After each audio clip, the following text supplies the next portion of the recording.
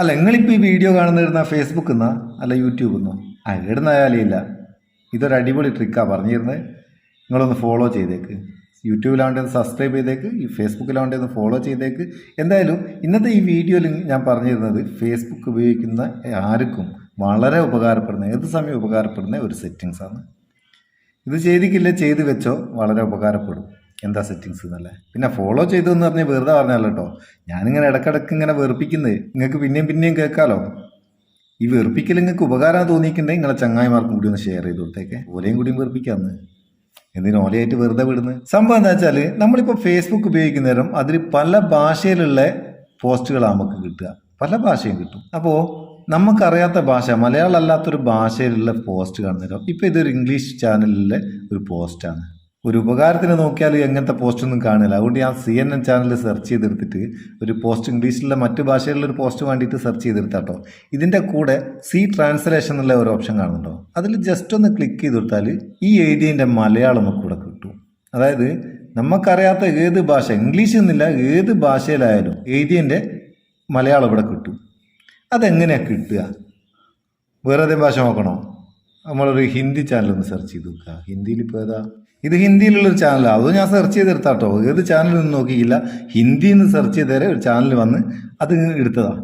ഇപ്പോൾ ഇതിൽ ഹിന്ദിയിലുള്ള എഴുത്തില്ലേ, ഇവിടെയും കാണാം ട്രാൻസ്ലേഷൻ. അത് ക്ലിക്ക് ചെയ്ത് കൊടുത്താൽ ആ ഹിന്ദീൻ്റെ മലയാളം ഇവിടെ വന്നുണ്ടോ. ഇതുപോലെ നിങ്ങൾക്ക് ഏത് ഭാഷയിലുള്ള പോസ്റ്റ് ആയാലും ആ ഭാഷ നമുക്ക് മലയാളത്തിലേക്ക് ആക്കി തരും. ഒറ്റ സെറ്റിങ്സ് ചെയ്താൽ മതി.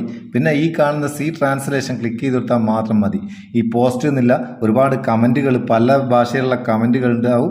ആ കമൻറ്റുകളൊക്കെ നമുക്ക് വായിക്കണമെങ്കിൽ ഇതൊന്ന് ഈ സെറ്റിങ്സ് ഒന്ന് ചെയ്ത് വെച്ചാൽ മതി.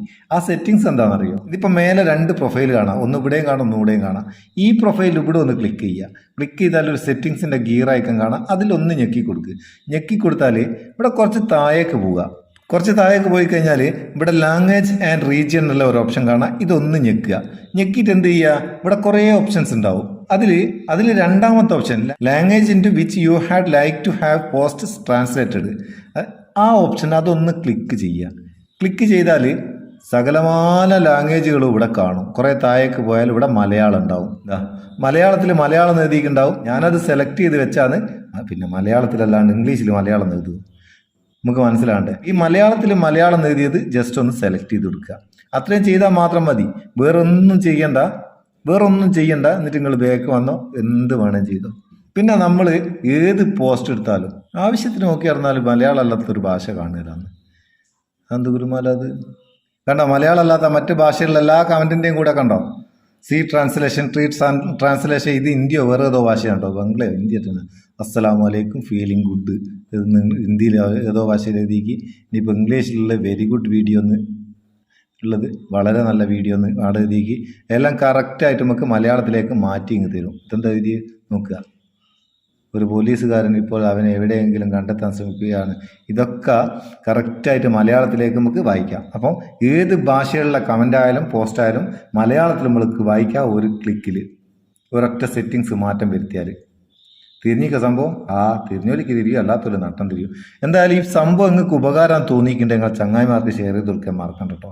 നേരത്തെ ഞാൻ പറഞ്ഞില്ലേ, ഓലയും കൂടിയും വെറുപ്പിക്കാൻ നമുക്ക്. പിന്നെ ലൈക്ക് അത് മറന്നു, അത് ഉമ്മക്കുള്ള ബൂസ്റ്റാണ്. നമുക്ക് അടുത്ത വീഡിയോയിൽ നല്ല സെഗ്മെന്റ് കാണാം. നിങ്ങളെ സ്വന്തം മുത്തുസ്മ Payyur. Thank you so much.